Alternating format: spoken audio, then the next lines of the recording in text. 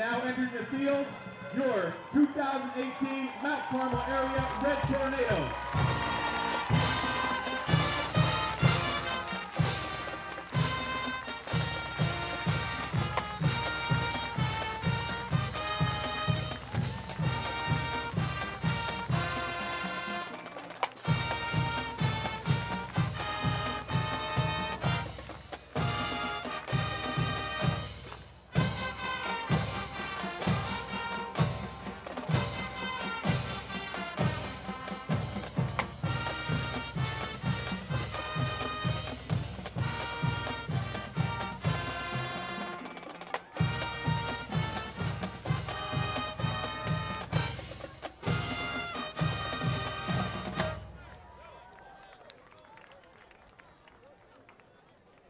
Ladies and gentlemen, if we could ask you to please rise for our national anthem, which will feature MCA vocalists Samantha Dara, Ainsley Fegley, and number 60, Chris Eamon.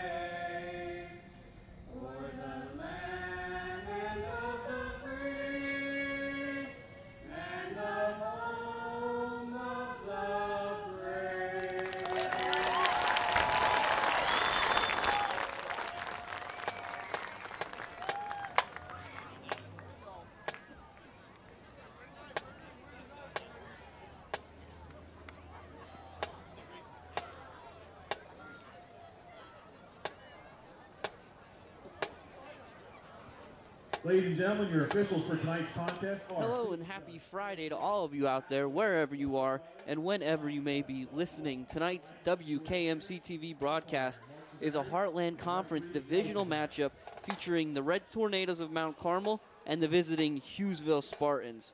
My name is Jim Lesko. Alongside me is the guy who tried to take my job last week, Dan Lesko, and we are coming to you live from the Jazz Diminick Field at the Silver Bowl in Mount Carmel, Pennsylvania, where the 4-2 Red Tornadoes will look to keep the 0-6 Spartans winless. Now, they may be 0-6 and on the road, but this is far from an 0-6 team, Dan. They can score points in bunches. They've scored over half their points in the fourth quarter of games this season. Unfortunately, 2 weeks ago, they were very competitive against the still undefeated Wellsboro team. Unfortunately, again, for the Spartans, they weren't able to put any points on the board in the fourth quarter, even though going into the fourth quarter, they only trailed 14-7. Offensively and defensively, they're led by their senior number 33, Jace Wright. Senior number 33, Jace Wright. He is their leading rusher, their leading receiver, and their leading tackler. Dan, how does Mount Carmel stop a rushing or a player like that? Well, what the Red Tornadoes are going to need to do is keep the Spartans' offense off the field. The Red Tornadoes have done a great job all season controlling the time of possession and keeping the ball in the hands of their offense, and that's what they'll have to continue to do. So staying on schedule offensively and keeping the ball in Reisinger's hands will be the key to neutralize Wright. Yeah, so we talk about keeping the ball in Reisinger's hands. Now this Mount Carmel offense is a ground-based attack. There's no arguing about that. Coach Dara's shotgun wing T is an offensive attack, and it looks like we'll see the Hughesville attack first. Now, we've seen Reisinger throw the ball 30 times 2 weeks ago against North Schuylkill. On the other side of the ball, Hughesville makes Mount Carmel look like a regular air raid offense, something straight out of the Big 12, as they've only thrown the ball 29 times all season. So will you expect Mount Carmel, and will we see it on this first defensive possession for Mount Carmel to come in, load the box, and force the Spartans to beat them through the air? Well, speaking with Coach Dara, I don't expect to see the Mount Carmel defense do anything different. They've been very good at stopping the run throughout the season, and they continue to be good with it. Hopefully they can, again, neutralize Wright and force the Spartans to switch things up, and possibly I could see after maybe 2 or 3 drives the Spartans having to go to the air and having to try and switch things up, because I think they're gonna have a lot of trouble on the ground tonight. Well, we'll see what they're going to do right off the bat here. 44, Jack Chapman for the Red Tornadoes, kicking off to number 48, Brendan Knight, and 7, Carter Marquardt. It's a kickoff, and we're underway here. That's going to be Marquardt. He takes it at the 7. He's up across the 15. He's not going to get much further. There's multiple Red Tornadoes there. Make a great stop. The Spartans will start their first drive inside their own 20 at the 18-yard line. Yeah, it looked like Troutman, Chapman, Witkowski, and Daukus all in on that tackle, and that was very, very well covered by the Red Tornadoes. Chapman's got a big leg, and they did a good job of getting down there and getting to Marquardt pretty quick. Offensively for the Spartans, we won't see too many different sets. It'll look fairly similar. It's going to be number 2, Ethan Snyder under center. He'll have Colton Yoakum and Jace Wright behind him in a split backs formation, and that's going to be a handoff that time. It's going to be Colton Yoakum.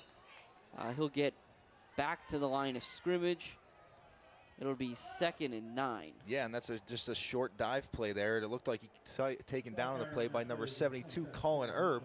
And I wanted to mention Colin Erb. He gave us a shout out last night at the Supper Club. So, you know, thank you, Mr. Erb there. And that kid's got a career in stand-up comedy. I mean, he did a great job at Supper Club last night. Same look for the Spartans. Hard count, nobody moves. Oh, there is going to be a flag on the play. They'll blow it dead. There was definitely movement on the Red Tornado side. We'll see if they were drawn off. Early indications are that they were not. Yep, and that's going to be offsides on the Red Tornadoes. So we'll give away 5 yards here, and it'll be 2nd and 5. Yeah, so that was tough. Looked like Chapman was trying to time the snap up there and get in the backfield quick on a blitz there. Just did it at the wrong time. It was a hard count, as you said. So now Spartans in more of a traditional wing tee with 2 men in the wing. And it's going to be handoff to Wright, who came across the formation, but there's nowhere for him to go. He's going to lose a yard, tackled by 3 or 4 different Red Tornadoes who sniffed that out early. Yeah, and it looked like Troutman almost had him before he even got the ball. It looked like Troutman blitzed that gap where the pulling guard was coming from and got through the middle of the line there untouched and almost blew that play up. He got there just a millisecond too late, but still was in on that tackle there. It's going to be a 3rd and 6. The Spartans here are going to split out number 22, Dylan Peeknott, out left. And it's going to be play action. They're going to throw it in the direction of their fullback, number 43, Hunter Laird, in the flats, but it falls incomplete. It's going to bring up 4th down. And he was under a lot of pressure from number 14, Avery Dempko. Looked like a little secondary blitz there Coach Dara set up. So we're going to see the Hughesville punt team. But that was a well-designed play there on third and long there. Number 33, Jace Wright. He'll be back he'll be handling the punting duties for the Spartans. And for the Red Tornadoes, it'll be Widener and Hood almost got in there. Widener and Demko. It's going to bounce in front of Widener, and then the Red Tornadoes are going to get out of the way. The Spartans dive on it. It was moving back in their direction. The Red Tornadoes will start 1st and 10 from the Spartans' 49-yard line. So as we talked about, Jim, didn't see anything really out of the ordinary from the Red Tornadoes. Now, as we said, we did see a secondary blitz there. Haven't seen that in a while from Mount Carmel, but pretty much the normal defense. They're just going to put faith in those guys to stop them. Yep, and if this is your first time tuning in this season, the Red Tornadoes run a shotgun double wing formation. They'll be in that almost exclusively. It's Reisinger in the gun. He has Ayers to his left. Widener comes across the formation. It's play action. Reisinger's got Chapman wide open, and he makes a terrific catch. He's at the 10, and he's going to be out of bounds at the 4-yard line. A great play from Coach Darrah right off the bat. A nice ball, a better catch out of Chapman, and the Red Tornadoes are in business. And I'll tell you, it looked like Chapman actually misjudged that ball at first. It looked like he was running so open. Nobody covered him. He slowed down, thought that ball was a little short, and then had to speed up, tip the ball to himself, and make a circus catch for the huge gain from Mount Carmel. I think he was a little upset that he was called out of bounds there and didn't get in the end zone, but amazing effort. 45 yards on the completion. First and goal from the Red Tornadoes. And they're going to hand it to Widener, and Widener's across the left side of the formation, and he's across the plane, and the Red Tornadoes are on the board with 9:42 left. It's 6-0 Mount Carmel with the PAT pending, courtesy of a 4-yard plunge by Shane Widener. So there's that balance you're talking about, Jim. You know, being a little bit more of a passing attack. We get a big gain through the air and finish it off on the ground. That's what Mount Carmel's been doing in these games tonight against Mifflinburg, against Jersey Shore. They put a lot more pressure on the passing game, and Reisinger's been handling it well. Julian Steller on to attempt the extra point. It's Avery Demko with the holder. Daukus on the snap.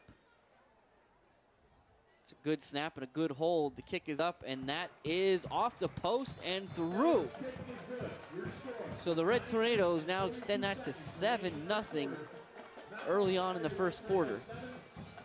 So, Jim, like we said, that pretty quick score there, pretty quick set for the defense. They're not going to be winning the time of possession battle like that, but if they can put points up that quickly, I don't know if Hughesville's offense is going to be able to keep up with them. Well, and I think it's a good thing to see if you're on the Red Tornado sideline. You like that you got out in front and showed some aggression offensively and defensive early on. Like we said before, or like we were talking about off camera, there's a lot going on at the stadium tonight. It's senior night, it's military appreciation night, it's youth football night, and the Red Tornadoes have a big matchup next week looming. They're on the road at South Williamsport, so it would have been understandable had the Red Tornadoes perhaps looked past Hughesville, but it doesn't look like they've done that. No, I think they are solely focused on the task at hand. Coach Darrah does a great job of keeping these guys focused on game to game. And Chapman's going to kick off. It's going to be Marquardt again at the 11. He's got a head of steam this time and a little bit of room. This time he's out across the 30. It'll be 1st and 10 at the 31. Tackle on that play by Tanner Karicki, and it looks like Dylan Pupo was in there as well. Me and Jose touched on it last week, Jim. This kick coverage team has looked to get better since Reed Witkowski came back from injury and had that big game against Jersey Shore and on special teams. Now they're just competing with each other. Snyder brings the Spartans under center. Same look out of Hughesville. But Snyder is going to roll out, and he's under a lot of pressure. He's got nowhere to go. 72. Colin Herb. Yep. In there. It's going to be a loss of about 6 for the Spartans. Be 2nd and 16 from the 25. Yeah, it looked like Herb in there to kind of put a big hit on the quarterback, but it looked like Michael Hood was the first one in there to grab a hold of the quarterback's jersey and start spinning him around there. That was a great job by Hood. We continue to talk about Hood getting after the quarterback. He does it awesome. So Snyder's got, this time he's got number 21, Ryan Swink, split out to the left with Wright, Yoakum, and Marquardt. And it's going to be a little inside reverse to Marquardt, but the Red Tornadoes sniff it out right away. It'll be a gain of a loss of 2. Check that. So now the Spartans will be faced with a 3rd and 18 from their own 23-yard line. And those reverses are made or made for the offense if the defensive end and the backside defenders do not stay home. And Hood and Avery Demko and Chapman, the guys that were on that side of the field, did a great job of staying home and shut that play down. Same look for the Spartans. Wright goes in motion across the formation. They're going to turn and just hand it to 27 Yoakum, who makes the first 2 tacklers miss.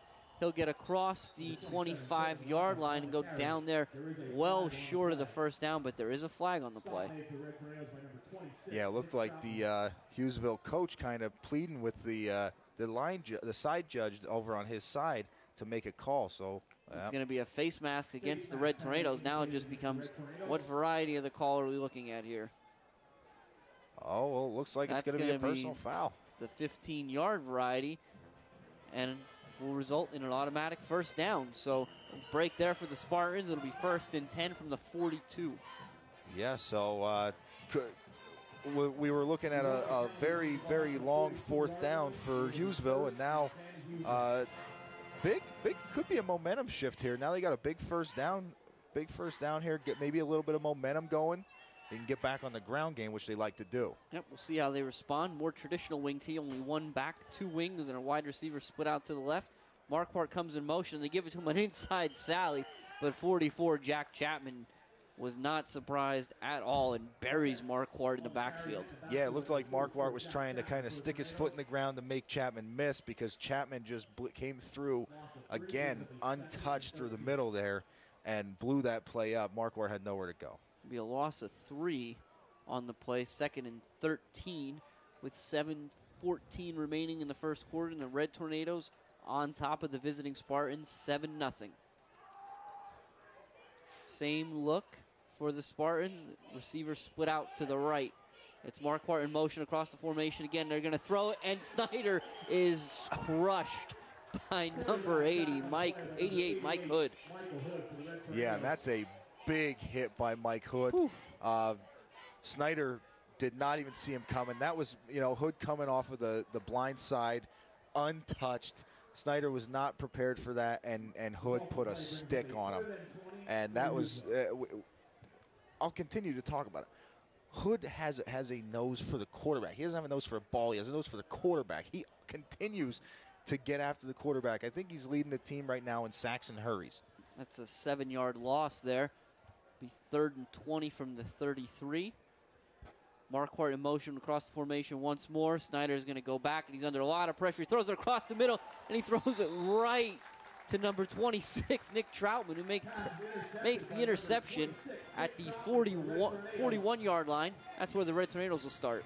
Yeah, Snyder under a lot of pressure there again from Hood, and it looked like John Ayers coming up the middle, putting pressure on Snyder right in his face too. So Snyder not really able to look downfield, and as you said, threw that right into the waiting arms of linebacker Nick Troutman. Yep, they're going to rule Troutman down right where he caught it, so it'll be 1st and 10 at the 43. Mount Carmel shotgun double wing. Widener and Daukus to the right. Ayers is to Reisinger's left, and Ayers is going to get the handoff off the right side. He runs into a big defender right there. That's going to be number 43, Hunter Laird. Big tackle there to stop Ayers before he gets back to the line of scrimmage. Yeah, Hunter Laird is a big boy. He is 6'3", 235 coming off that defensive end spot. So that's a big body to be running into for Ayers. He tried to make a miss, but it's hard to make that much man miss, Red Tornadoes up on the line. Have a Spartan timeout there. I was waiting to see if they were going to call a timeout. There was a little bit of confusion. It looked like around some equipment possibly, if not equipment, at least personnel. So, Dan, one of the things that we'll notice with the Spartans, that much like the Red Tornadoes, a lot of their guys play both ways. Yeah, not as you see their sideline, not a whole lot of guys over there, just as Mount Carmel's sideline is. So, a lot of multifaceted players on their team, as you said, that Wright leading rusher, receiver, and tackler. He does a lot of different things as well as the rest of the pretty much the rest of the team.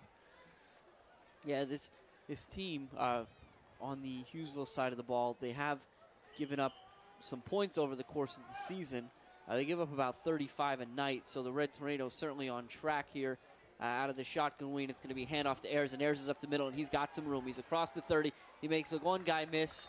He'll be all the way down to the 25-yard line, so it'll be a nice and easy 19-yard gain for Ayers. Man, Dan, he made that look smooth. He did make that look smooth. It looked like he, and they continue to do this. It looked like he didn't have anything in front of him and put his foot in the ground, made a couple moves, and turns it into a huge gain. Wyatt Forwood on the tackle there for the Spartans. Red Tornadoes back on the ball again. It's Ayers in motion across the formation. Reisinger's going to throw. He's rolling out. He's got Chapman again behind the defense, and he makes the reception for a Red Tornado touchdown. A 25-yard pitch and catch from Reisinger to Chapman. That'll be Chapman's 5th of the season, excuse me. And the Red Tornadoes are in business yet again. Yeah, Chapman is, we talk about it week in, week out. Chapman is definitely Reisinger's favorite target. He's almost like a safety net for Reisinger. When Reisinger's under pressure, he throws that ball up to Chapman, and Chapman probably got, you know, some of the best hands on the team. Very, very reliable to throw the ball up to, and runs good patterns, as you can see. He keeps getting lost in the wash, and nobody's covering him. Steller on to attempt the extra point. It's a good snap and hold. The kick is up, and this one is right down the middle. And with 5 minutes and 10 seconds left in the opening quarter, the Red Tornadoes are on top, 14-0. And another thing of note, Jim, I don't know if you noticed there on that, out in the pass pattern, was Logan Wills starting the game off as number 4 this week. Last few weeks, he started the game off as 57. Last week, he was 57 for maybe 2 or 3 series and then switched back to number 4. This week, he's starting the game as number 4, so that's something to keep an eye on. I guess we're going to see him back at a full-time tight end spot this week. I think we'll see what how the Red Tornadoes want to approach this game. Again, you have a big week last week. A big week next week in terms of implications in the district. You have a big game. You had a game last week where you were able to get some guys in and out. You let Reisinger throw it a little bit, so it's interesting to see the Red Tornadoes playing aggressively to start the game. I think perhaps looking to put up some points early and see what they can do going forward. I think that's always the goal. Chapman kicks. This one's going to be taken by Knight at about the 12. He's across the 25, but not much further than that. We'll see where they mark him down. It'll be the 27, 1st and 10 for the Spartans.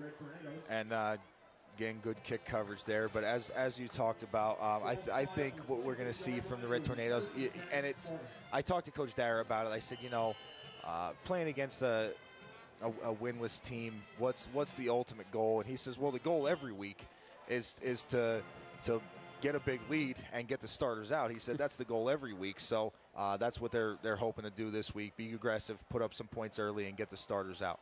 Spartans in the same look, the wing tee with the split backs. They're going to hand it to Wright. Wright check that, Yoakum makes the first 2 guys miss. He gets across the 30 to the 31. It'll be a gain of 5 for the Spartans, and what seems like it may be their biggest offensive play of the night so far, Dan. Yeah, nice little run there by Yoakum. Good lead block by Wright. It seems like Wright is a team player. You know, as you said, he's leading in rushing, receiving, and tackles, but threw out a nice block there for Yoakum on that play. Spartans, same look. Snyder under center. Wright and Yoakum in the backfield. Marquardt in the wing. This time they're going to hand it to Wright with Yoakum as the lead blocker, and Wright's got a head of steam. He's a full head of steam. He's across the 35. We'll call it the 38, and that's going to be the initial first down of the night for the Spartans. Yeah, the first, I don't like to say it, but the first earned first down of the night, true. You know, after the 15-yard face mask penalty last drive. But we'll see what the Spartans can do with a little bit of momentum here. This is a tighter wing tee this time. Wright very close behind Snyder. Marquardt and Yoakum are in the slot, but the Red Tornadoes move yet again on a hard count. We'll check once more to see if they were drawn. There's a little conversation amongst the officials this time. And we'll see they come across, and it's going to be another offsides penalty on the Red Tornadoes. So Snyder doing a nice job utilizing that hard count. Yeah, it looked like he kind of, that was kind of a thing. He went back and talked to Wright and said, hey, I'm gonna try a quick count. Looks like they're bringing some pressure, and does the hard count and gets the Red Tornadoes to jump. So well-designed play. This time Yoakum and Wright in the backfield yet again behind Snyder. Marquardt is in the wing. And they're going to hand it to Wright with Yoakum in front of him, but there are a lot of Red Tornadoes there. He never got back to the line of scrimmage. Looks like 88 Hood finishing off that tackle yet again. Yeah, Hood has been playing like a man possessed defensively for the Red Tornadoes pretty much all season. He's been doing a great job getting after the quarterback, running down plays from behind. You know, that was to the opposite side of the field of him, and he's still getting there and putting a hit on people. So he's doing a great job this year. Loss of 3 on that one. It'll be 2nd and 7. The same look from the Spartans. Snyder goes under. This time he turns and he hands it to Yoakum. And that's Hood again, Dan. That's Hood again. He looked like the first guy on the scene. Along with 55. Artman. Zach Artman. Yeah, that looked like Artman. Again, it looked like Artman kind of had a hold of him, and Hood came in and cleaned that one up. 2.5 minutes left here at the Silver Bowl. 2.5 minutes left in the first quarter here at the Silver Bowl. A long way to go in this one, but the Red Tornadoes are currently on top 14-0. It's 3rd and 8 for the Spartans from their own 41. Spartans trying to generate something. It's a similar look. 2 backs in the backfield. Snyder turns, and he's going to try to throw it, but Hood's right there, Dan. And that's Hood. And Hood's going to get credit for another sack, and Snyder got up and looked a little animated there, a little bit. Talking to the referee, might have saw something. Maybe he thinks Hood's jumping off sides. He's getting too good of a jump to get in the backfield there. But looks like it's going to set up a 4th and long, and we are going to see the punt team again for the Hughesville Spartans. Right to punt. That's Burkowski and Widener back deep for the Red Tornadoes.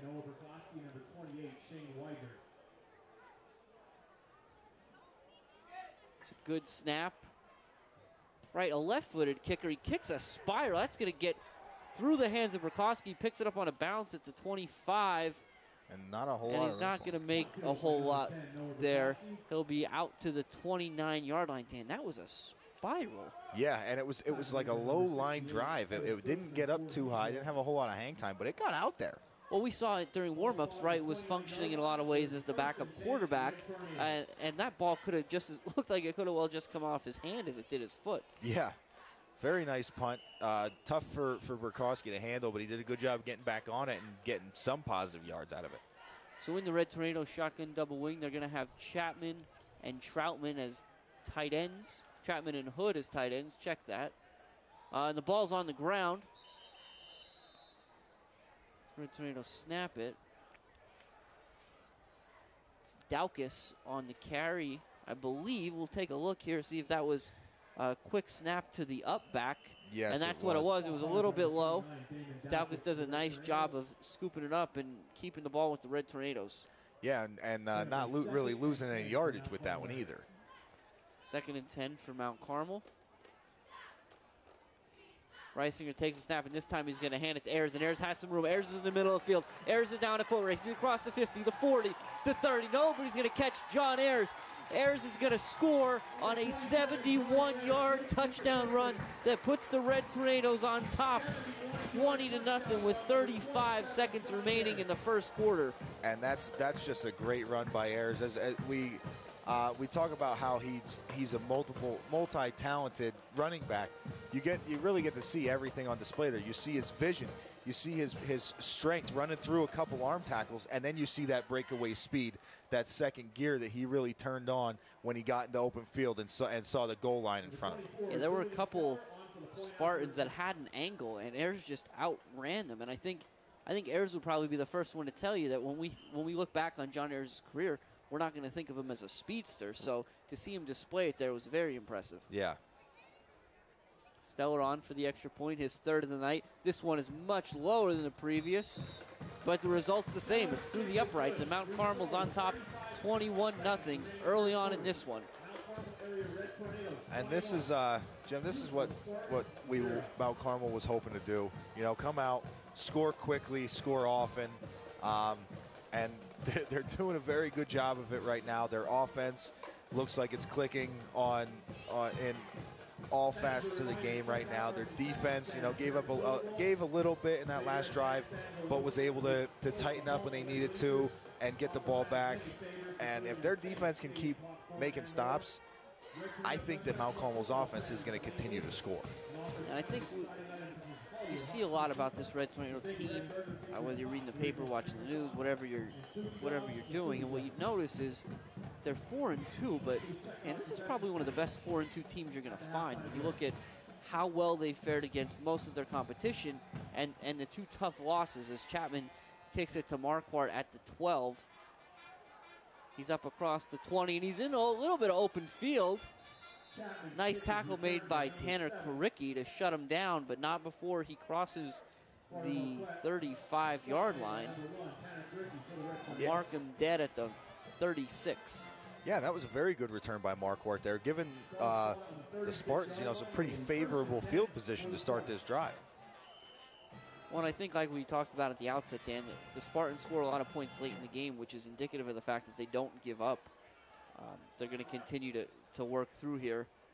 And now they're going to bring Jace Wright in the shotgun, and he's going to run a wildcat. He's got a little bit of room. He's off the right side. He's going to put his head down, and he's going to be forced out of bounds, but Wright did not go down there. He's still standing when the play ends. See where they mark him. Mark him at the 41. It'll be gain of 5. Yeah, and seeing Wright kind of just take the snap and turn it on there, he's got a very good burst. I mean, he looked like he went from a dead stop to full speed very quickly. And I think this is what we're going to see the Spartans go with. Snyder, the previous quarterback, is split out way right. There's a twin set out that way. Wright is in the shotgun with Yoakum, and he's going to take a high snap. He's going to hand it to Yoakum. Yoakum will lose about 3, but really the high snap gave the Red Tornadoes a lot of time to get in there and blow that one up. Yeah, and it looked like Damon Daukus along with Ayers and Troutman in there on the tackle. Damon Daukus coming from a defensive tackle position, I believe, and really got in there quick. And that's going to be the end of the first quarter with the Red Tornadoes on top of the visiting Hughesville Spartans, 21-0. Now, Dan, you kind of start to put the breadcrumbs together now. I'm picking up all the little crumbs that the Hughesville sideline left us. We thought it was interesting. We saw Snyder throwing passes, and we saw number 11, the freshman Joseph Swink, who's probably nominally the backup quarterback. And then we saw number 33, Jace Wright, just kind of heaving it here and there. So you wonder if this is something Hughesville always had in mind for the night if things didn't go their way early. Yeah, and I think maybe just saying, Wright is our leading rusher. He's probably one of the best athletes out there on the field. I mean he seems like a very good athlete. Why not, instead of having to snapping to Snyder to put the ball in his hands, why not just put the ball directly in his hands and see what he can do with it? Because he looked like he has a very good arm throwing the ball as well. So it looks like this will be the formation the Spartans go with now. Marquardt's still in the wing, but Wright is going to take the snap, and he's going to throw it this time. He goes straight back. Now he steps up. He eludes 2 rushers, but he is going to be dragged down. He got away from Hood, but he's tackled back at the 31 by number 72, Colin Herb. Yeah, and as you said, he eluded Hood there, and I think that might be what the Spartans are looking for. They're looking for that guy to be back there who can make the first guy miss. He did a good job of feeling Hood on his back there and made him miss, but luckily for the Red Tornadoes, Herb was there to clean that one up. So on 4th and 14, the Spartans will punt. It'll be right back again. It's a good snap, and he's going to get another nice punt out. This one's more of a knuckleball. Burkowski's going to take it at the 35, and he's going to get to the right side of the field. He's got a little bit of room. There's some defenders set up. The Red Tornadoes need to be careful. We'll see exactly where Burkowski is run out, but there is a flag on the play. We kind of saw that one coming, Dan. There were some Red Tornadoes making their way back towards the play, and you expect that's going to be a block in the back. Yeah, normally on a big return like that, that's most of the time, that's the penalty you're going to see. So give credit to Burkowski. The return was large enough that even with the block in the back penalty, the Red Tornadoes are going to start at the 45-yard line. Yeah, so it's still good starting field position. Penalty brings the ball back to the 45-yard line, where the Red Tornadoes will take over. Reisinger brings them to the line. Koricki's in for Ayers at this point. He's going to be to Reisinger's left, Daukus and Widener to the right. And this is going to be an inside handoff to Widener. Widener's got the corner, and he's across the 50. He's got one guy. He's going to use a stiff arm on number 21, Swink. But Ryan Swink does a great job of hanging on. Now Widener's going to take him all the way down to the 20, and there's another flag on the play. Yeah, and it looked like he threw it right at Widener. And it was only Widener and Swink out there. Yeah, they're locked up together, so be curious which way this is going to be called. It's a face mask against Swink. Tough situation for Swink there. Widener uses the stiff arm, and Swink is just trying to reach through Widener's arm and grab onto whatever he can. So I think in that case, you give up the 5 yards. It'll be 1st and 10 from the 15, but you keep 6 points off the board. Yeah, you keep 6 points off the board, but it is a big gain either way for the Red Tornadoes, and they are already in the red zone here on the second play of the drive. Cricky's going to stay in there. It'll be Wills and Chapman at the tight end slot, and this time the snap is going to go to Reisinger. He's going to hand it to Cricky, and Cricky is in from 15 yards out. The Red Tornadoes on top, 27-0. See, what I really want to point out from that run is the patience of Cricky. You see him get up behind Wills, and it looked like Mikowski there. You see him get up behind them and trust his blocks. He sees them setting up, and he takes the time, and then he finds the hole and shoots it and gets into the end zone for a touchdown. Great patience there by Karicki. A nice job of getting to that second level by Wills and Mikowski as well, ensuring that Cricky goes in almost untouched. Yeah. Stellar on for another extra point here.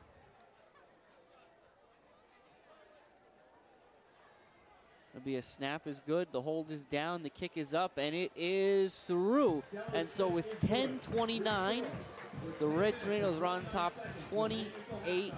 Now, Dan, Mount Carmel's having a big night tonight, right? It's early on, and it's been a big night. It's also been a big year for WKMC TV. Yes, it has been. It's our 50th anniversary. And so big thank you to Service Electric Cablevision. They're a big supporter here. They give WKMC TV the means to bring programming to the area. So thank you, Service Electric, and happy 50th WKMC TV. The Red Tornadoes kick coverage team will trot back out. Proud owners of a 28-0 lead against the visiting Hughesville Spartans. And, you know, the offense continuing to put points up on one side of the field, that gives a lot of confidence to the defense, you know, and it definitely helps knowing that even if you give up a big play on defense, you play a little bit more relaxed. If you give up a big play, you're still got a 3-score lead if they score a touchdown. And Chapman's kick is going to be taken by Marquardt at the 15-yard line.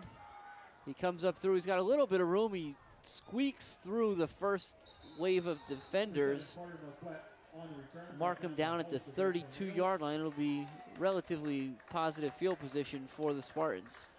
Yeah, again, another good return there by Marquardt, and putting the Spartans in as we said, relatively good field position to start your drive. I mean, you definitely want to start your drive in this sort of field position, if not better, but got to see if the offense can get something going. So Wright's in the gun. He's going to have Swink and Snyder split out to his left. Marquardt is in the ring to the right.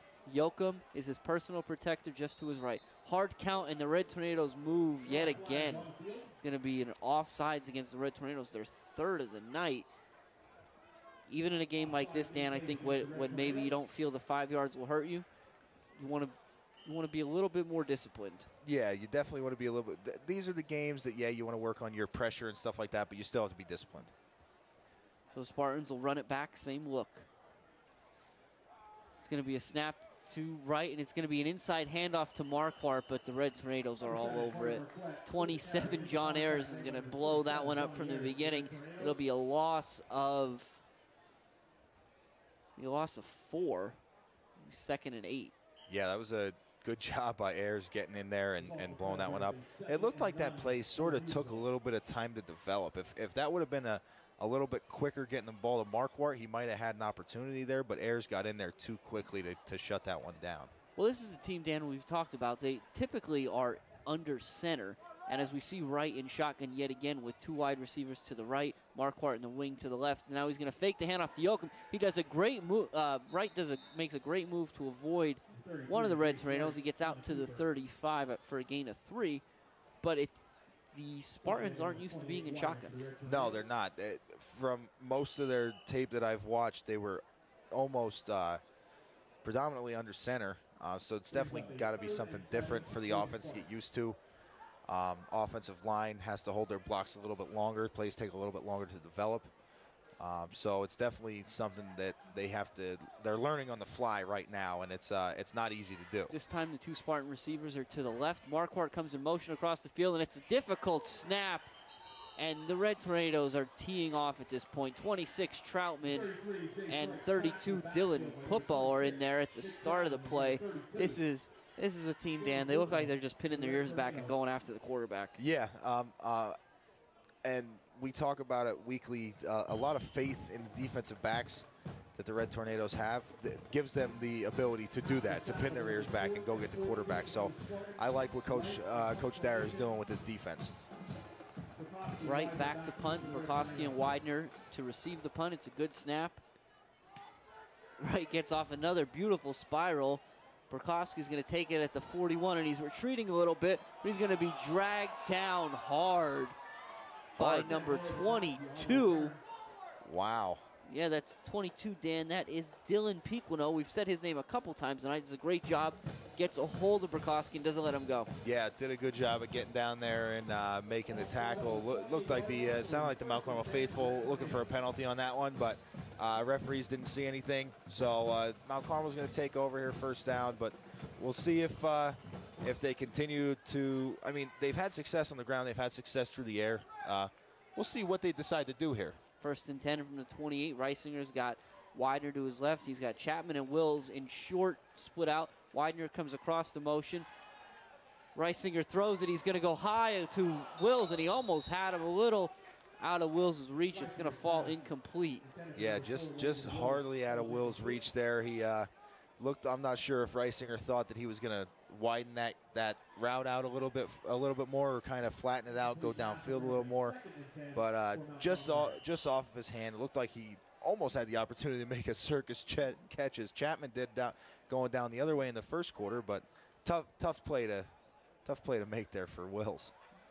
Reisinger brings Mount Carmel to the line. It's 2nd and 10 from the 32, or the 28, sorry, with 8:10 left. Mount Carmel on top 28-0. Reisinger has Ayers to his left. He's got Wills and Chapman as the tight end. It's going to be an inside handoff to Widener. Widener makes use of the stiff arm to get to the sideline. He cuts back across the field where he's dragged down by number 50, Luke Turner, the freshman, but not before he picks up the first down. Yeah, and looked like Widener didn't really have a whole lot going on in that play.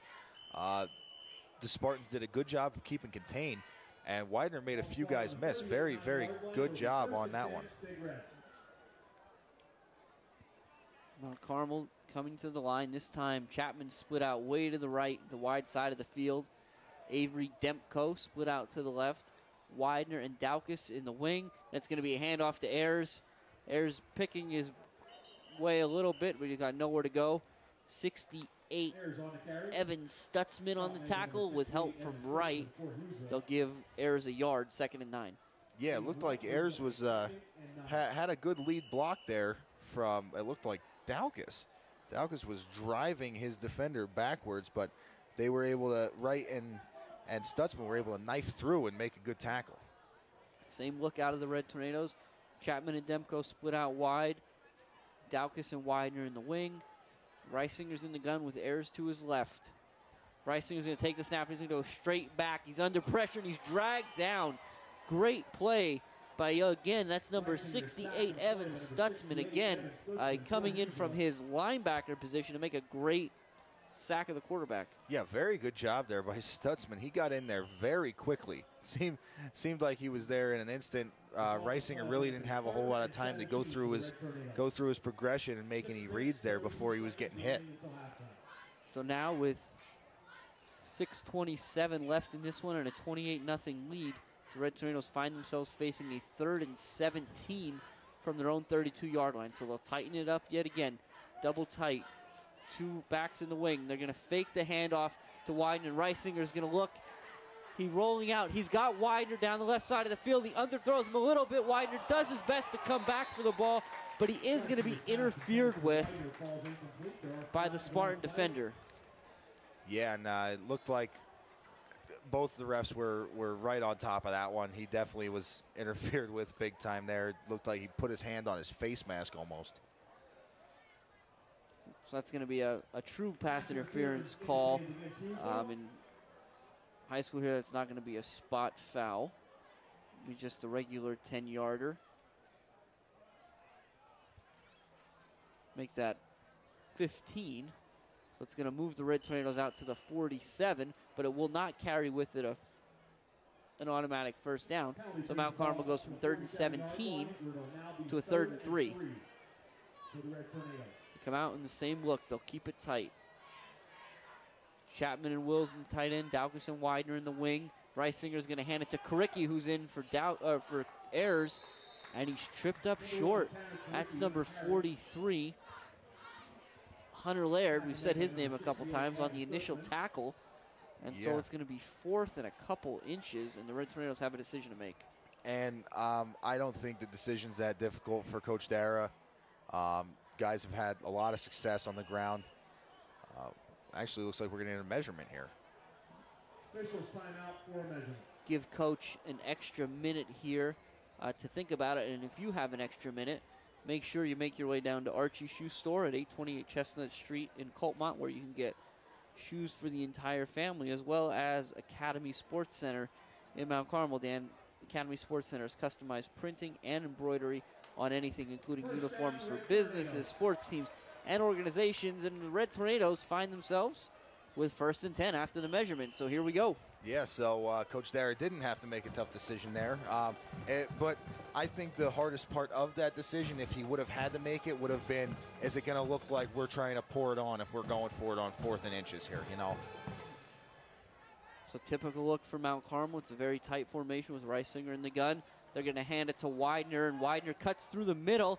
He stays inside the hash marks there. He's out to the 42-yard line. And, you know, Jim, we've been looking at this, watching this Mount Carmel offense for the last, 6 weeks going. This is week 7 now. And I still get nervous when I see Ayers give that handoff to Widener, because it's such a quick developing play, but they have it down to a perfection. So it'll be 2nd and 1 from the 42. Karicki goes in motion away from the play, but they're going to do the inside handoff to Widener again. And oh my goodness, Wright just ripped the ball out of Widener's hands. He stood him up and took it from him. Wow. And so as it stands right now, it's going to be 1st and 10 Spartans from the 38-yard line, but there is a flag on the play. That's going to be a hold against the Red Tornadoes that the Spartans will, of course, decline. And so we see the first turnover for the Red Tornadoes tonight. And wow, that's all I could say. Jace Wright making a amazing play. Just, normally as a defender, you stand a guy up, you want your teammates to come in and rip and punch at the ball. He just did it himself. He stood Widener up and took the ball from him. So the Spartans will come out in their new look. That's right in the shotgun with 2 receivers to his right. Marquardt comes in motion. It's going to be a snap to right, and he's going to pick up he's going to take the snap and move forward. He won't get very far.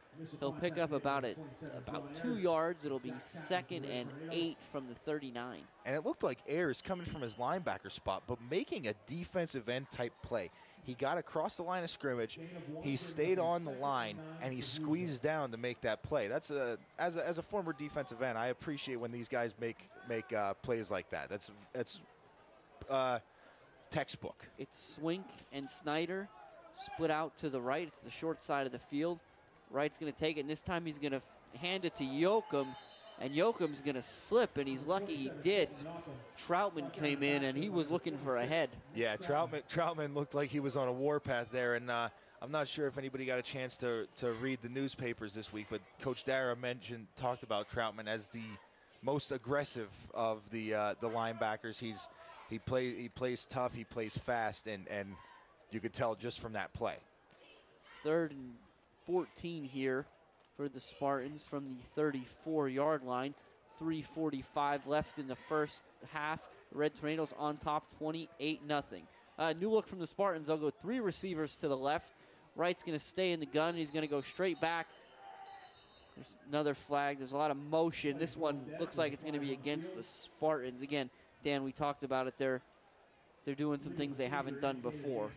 Yeah, and it's definitely tough to adapt on the fly as they're trying to do.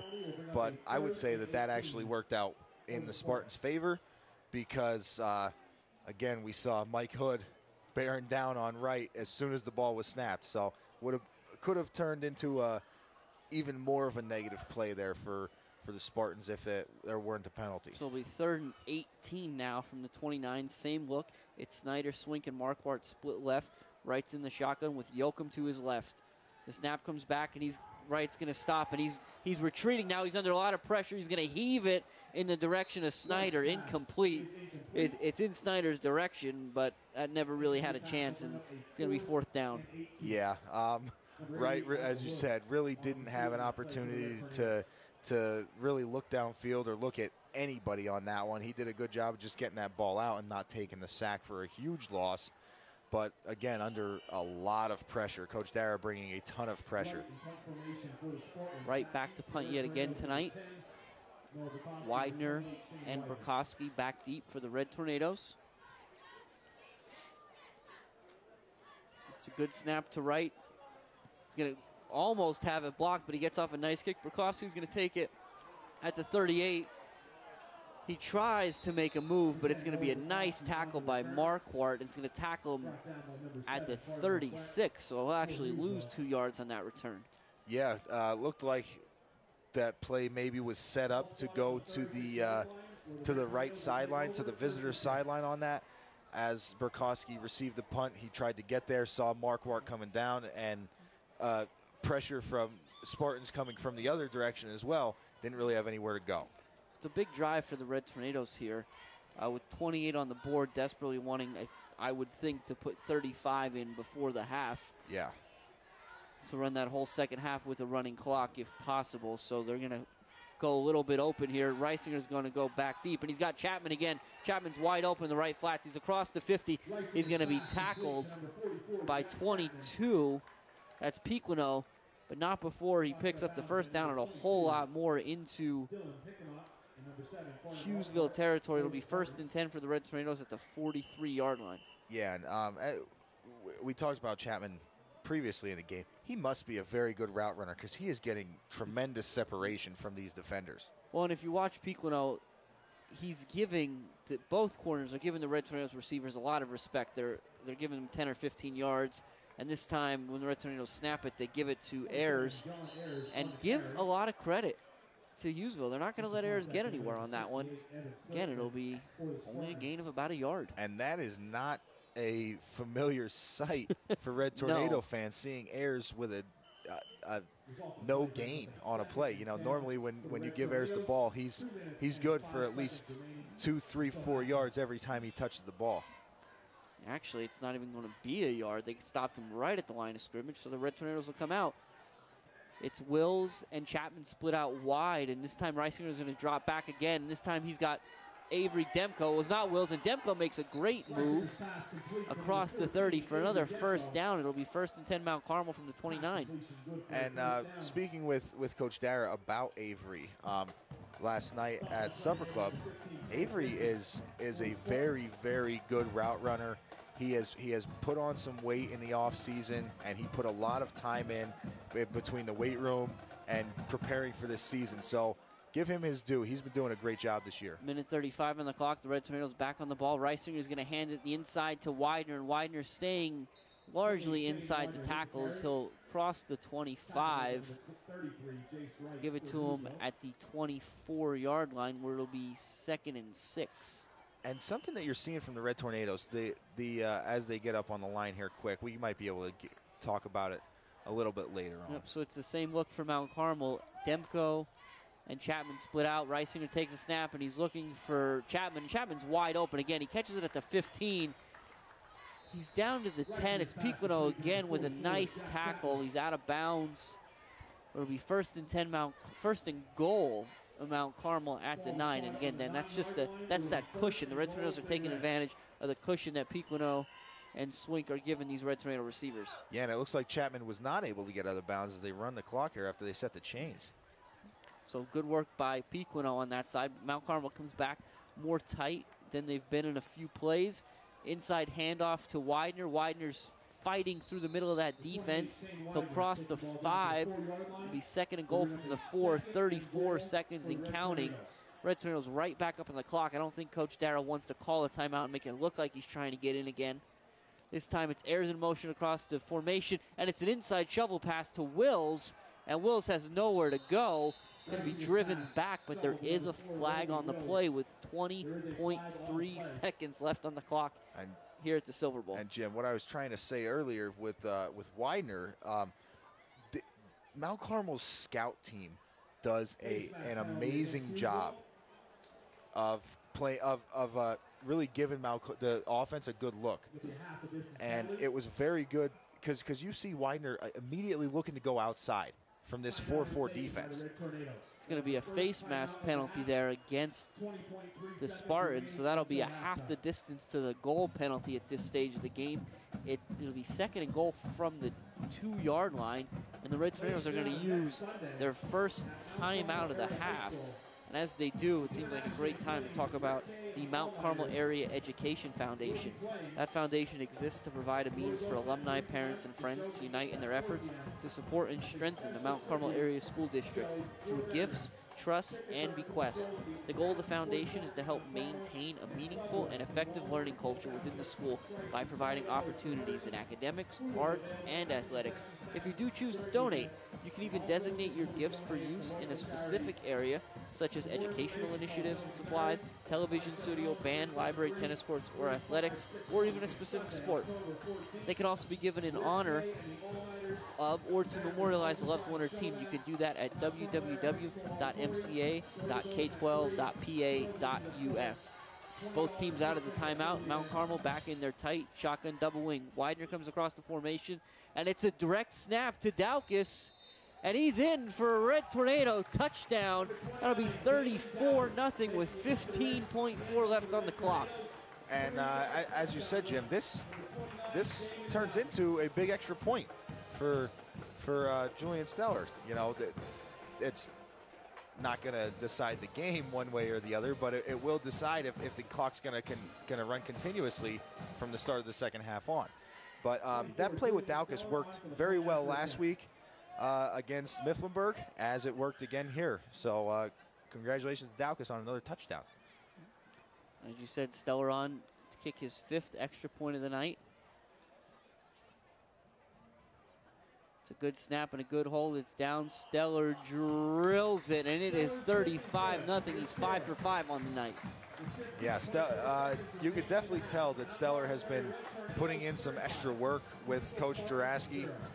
As Jose and I talked about it last week, he's been showing up before practice, staying late after practice to get these kicks in, to be more consistent, and it's definitely shown. And I think, Dan, you mentioned it before, maybe on a night like tonight, the extra points don't play a huge role, but I think as you look down the road and you talk about the South Williamsport game, the Shamokin game every year, and certainly in playoffs, every point's going to matter. So if Stellar can go out there and drill every one of these extra points, that's a huge boost to the Red Tornadoes. Absolutely, and it doesn't look like he's had any trouble kicking them straight through. I mean, he's punching them through. He's not just barely getting them over the upright from the start of the season. He is now punching these through. Chapman will once again handle the kickoff duties for the Red Tornadoes. Marquardt and Knight back deep for the Spartans. It's a nice kick. It's going to be Knight at the 17. He's got a head of steam. He puts his head down. He crosses the 30. He'll be pulled down at the 31-yard line. And with 10.9 seconds left on the clock in the first half, we'll see what the Spartans opt to do. You know, I'd like to see them go aggressive here. There's a possibility you could see them take a knee and take it to halftime, but I'd like to see them go aggressive, put the ball in Jace Wright's hand, and let him throw it as far as he can. That's what I'd like to see. Well, it looks like it's going to be Snyder under center yet again.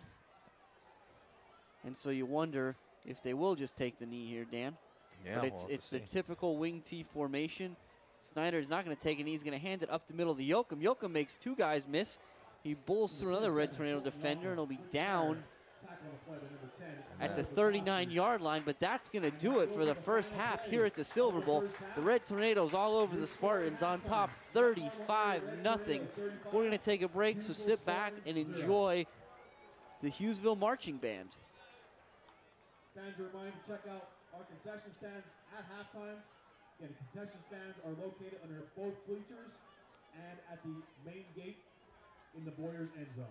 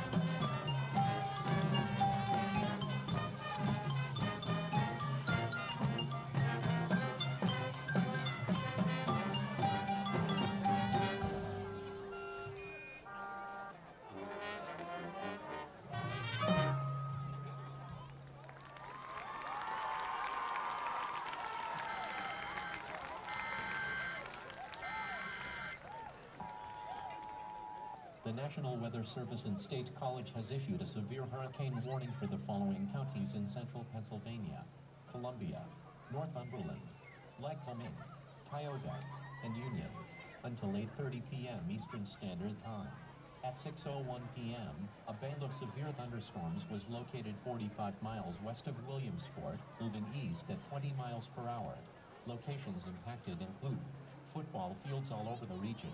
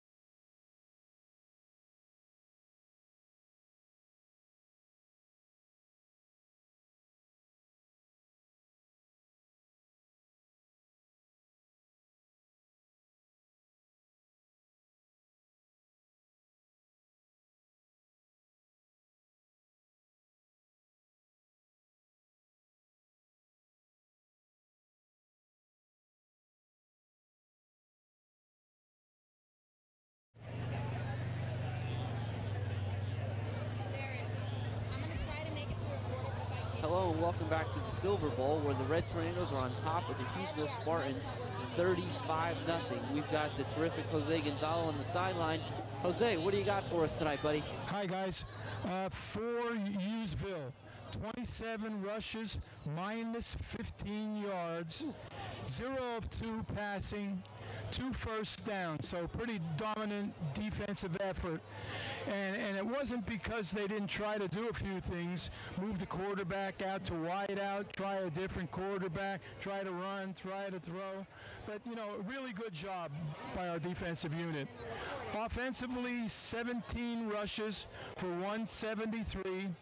5 of 6 passing for 121, 11 first downs, 294 total offense. Johnny Ayers 5 for 90, and Shane Widener 7 for 71. And I believe, guys, this is Jack Chapman's first 100-yard receiving game, where he has 4 for 107. The other catch by Avery Demko. All in all, a great first half. I would imagine one series, and everybody plays. Yeah, I think that's. I think it's been a great half for the Red Tornadoes here. As you said, Chapman getting over 100 yards with another touchdown tonight. Ayers with the long runs, Widener breaking the long runs, Karicki, Daukus getting his touchdown again this week. They've been doing a great job of kind of spreading the love around to all these guys, and I agree with you, Jose. I think we might see one series and get them out. Yeah, if that, you know, but I really think you'll give them one. Of course, I think we get the ball, right? Yes, we do. So maybe we will get one, and that's it.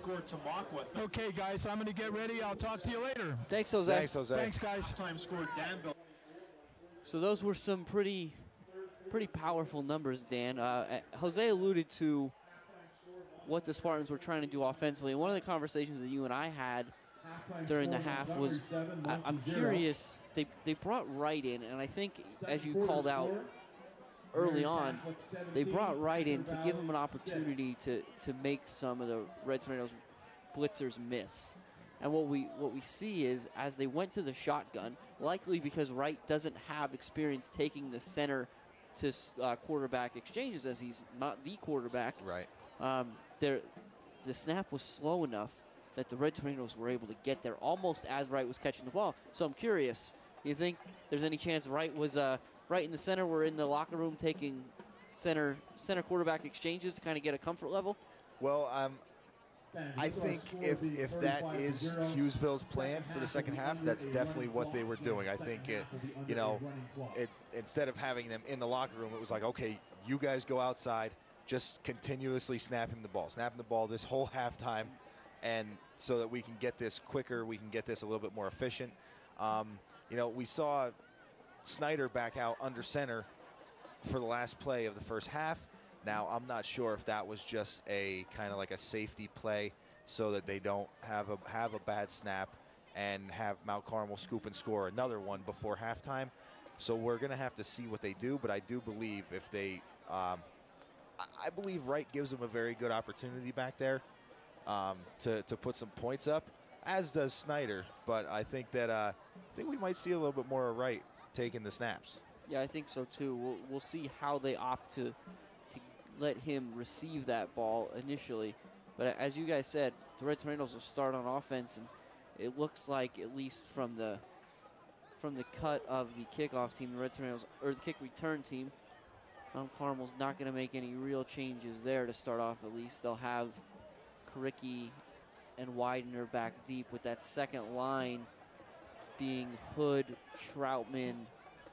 Well, second line being Hood, Troutman, Demko, and Stellar. We'll see exactly where Stellar opts to put himself in. Looks like he'll be the lone man in the third line from the back. On the Spartan side of the ball, the kicking is going to be done by number 35, Bo Draper. So he'll be kicking off from the left hash. Does a nice job. He's going to kick it off the side a little bit. It's going to be scooped up by Troutman at the 24. And Troutman's running hard. He's across the 40, taking a couple Spartans with him. We'll see exactly where they mark him down. Initial contact made by number 21, Ryan Swing. Be the 42-yard line. That's where the Red Tornadoes will start this first drive of the second half. And Jim, when Troutman picked up that kickoff, it looked like he was running into the backfield on a blitz. He just kind of put his head down and went at it, and turned into a nice return. The Red Tornadoes will send most of their ones out there. Ayers will be in the backfield next to Reisinger. Reisinger is going to hand it to Ayers.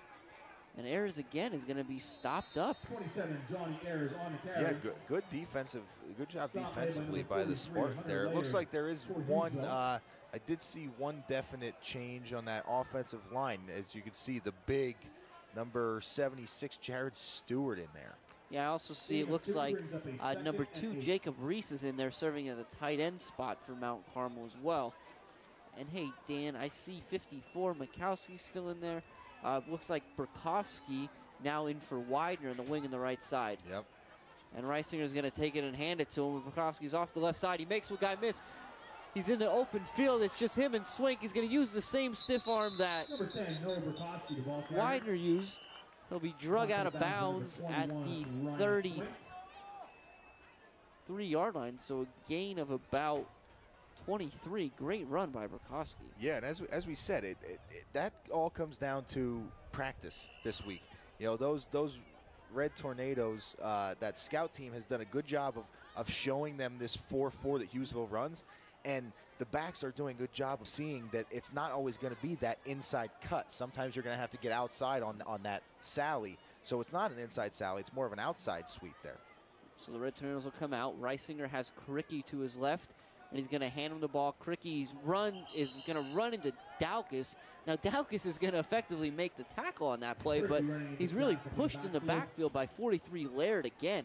Yeah, Laird definitely making his presence known defensively. He's doing a good job of he's tough to block. He's very, very big. As we said, he's a big kid. I mean, 6'3", 235. It's tough to play against.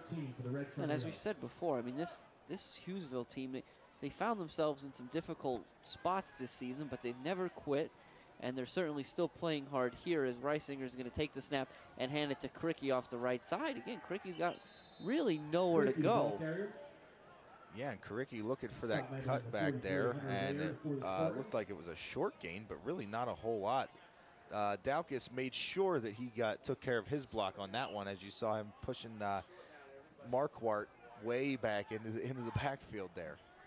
9 minutes, 35 seconds and counting here left in the third quarter. The Red Tornadoes are going to make a quick change. It's going to be number 67, Shurrock, on his way in. He's going to spell 72, our good buddy Colin Herb. Yes.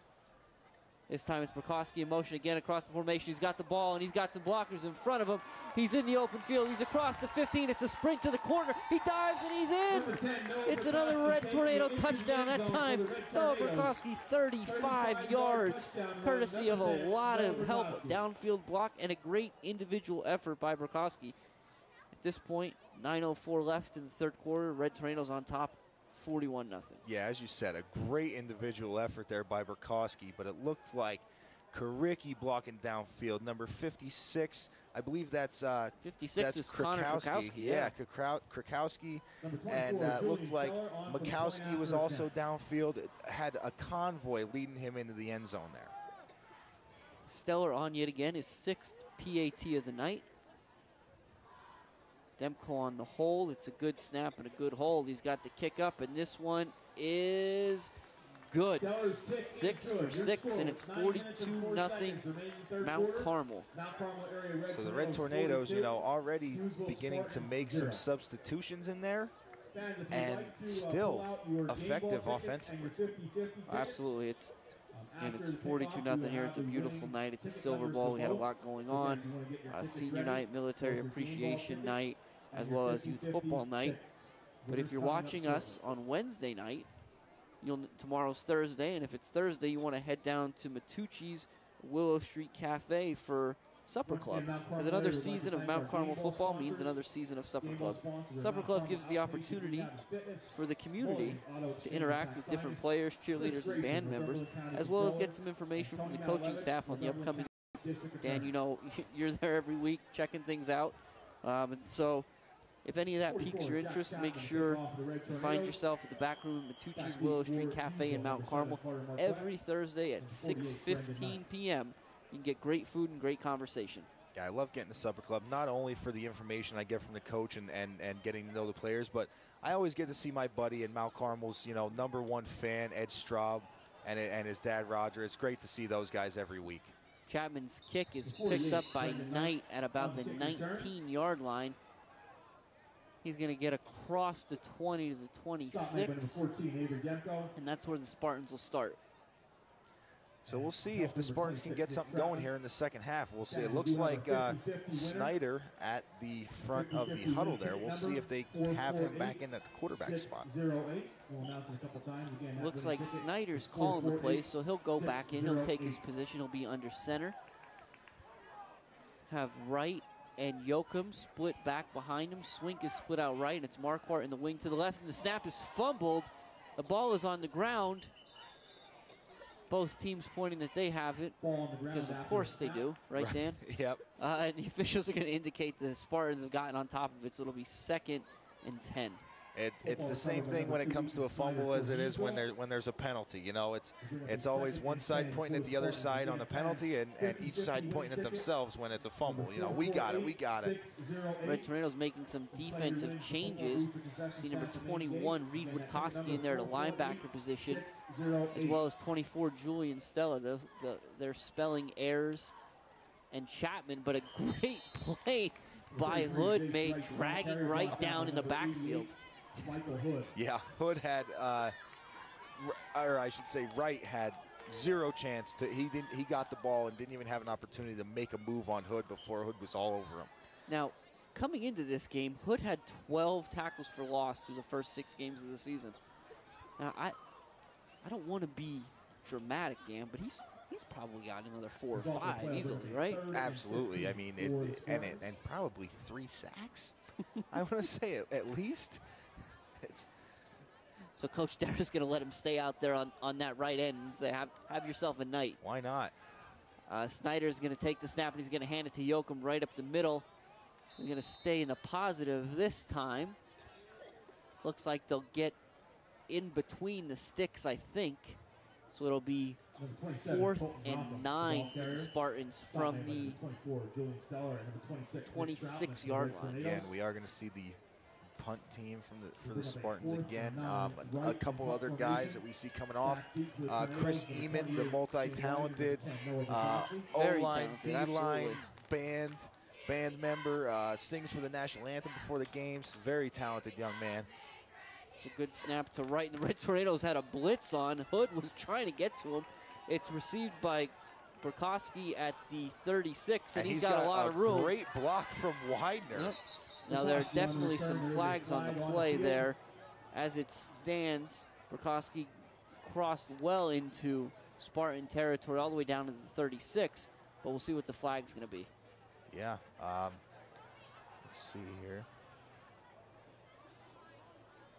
There was going to be a face mask against the Spartans, so the field position will only get better for the Red Tornadoes here, and we'll see some more substitution for Mount Carmel. We're going to see number 16 Chase Fishburne in there, 32 Dylan Pupo, number 9, and your good friend Tyler Owens. Yep. They're going to keep Reisinger in there for the time being, at least. Burkowski will come off the field. Yeah, I think Pupo in there is going to be spelling Burkowski. He's usually in that wing spot.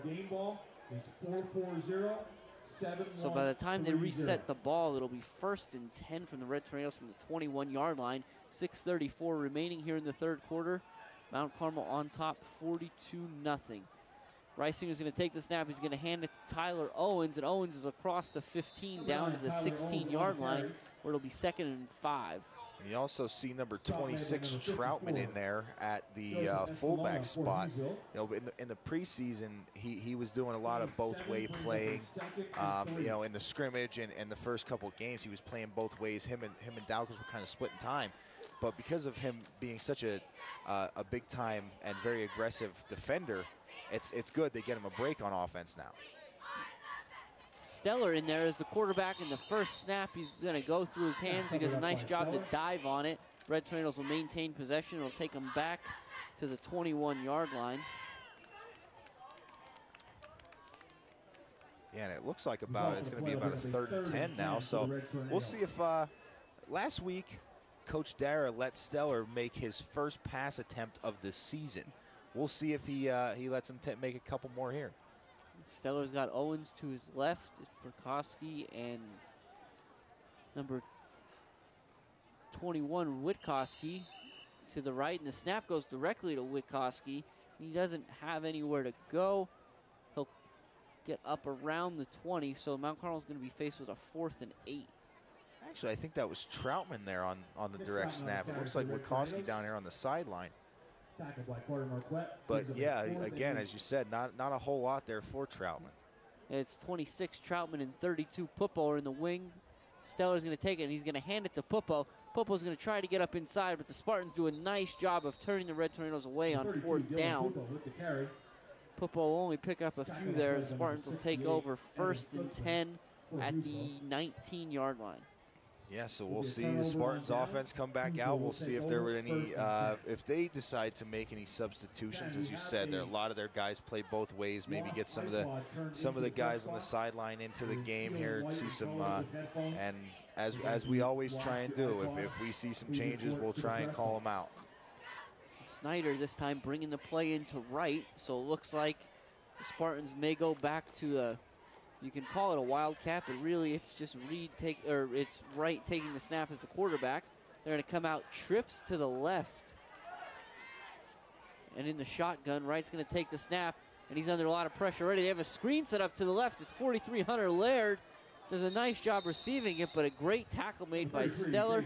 It's cleaned up by number 54. Mike Mikowski. It'll be 2nd and 5 for the Spartans. And you know, Jim, that looked like a very well-designed play, but there was nobody out there to block for for Laird. I mean, if he would have had a couple blockers in front of him, he might have been able to turn that into a bigger gain. But it was well designed with how much pressure Mount Carmel was bringing. A little screenplay was the perfect play to stop that. Definitely something the Hughesville sideline noticed during the first half and communicated in the locker room. This time it'll be right again. 2 receivers to the left this time. He's going to take the snap. He's going to roll. He's going to throw it as far as he can. He's got Snyder in one-on-one coverage. And what a great job by Tyler Owens. My goodness, locked up with Snyder, and he bats the ball away. Yeah, and that's great defense by Tyler Owens there. Looked like a little referee kind of trying to make sure there's no extracurricular activities going on out there. Good job by Tyler Owens keeping his cool, not really falling into the negativity there. Well, we've talked about it from the beginning. I mean, the Spartans are going to play 48 minutes of football, whether they're up by 60, down by 60, or if it's a 1-point game. So that's all you're seeing here is just kids continuing to compete. Oh, absolutely. So it's the same look for the Spartans. Wright's going to take the snap, and it's going to be an inside handoff to Marquardt, but Marquardt's got really nowhere to go. He does a terrific job. He really makes 4 or 5 Red Tornadoes miss, but the problem is there were 6 or 7 around the ball, and he's going to be dropped for a big loss. Right, and it looked like Mikowski actually came in on that play and put a big hit on him after making 3 or 4 Red Tornado defenders miss. So it's going to go from 3rd and 5 to 4th and 11, and Wright will be on to punt yet again. 2:20 left in the 3rd quarter. Mount Carmel on top, 42-0. Widener and Burkowski's will continue to return these punts for Mount Carmel.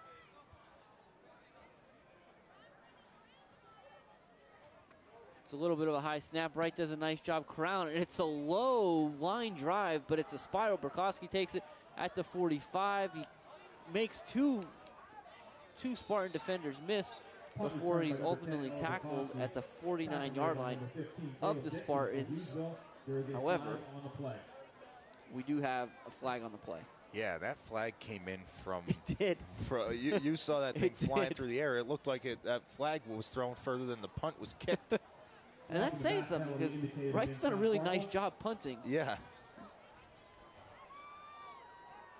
But so that's going to be a violation against the Red Tornadoes. They're going to take it all the way back to the 36-yard line.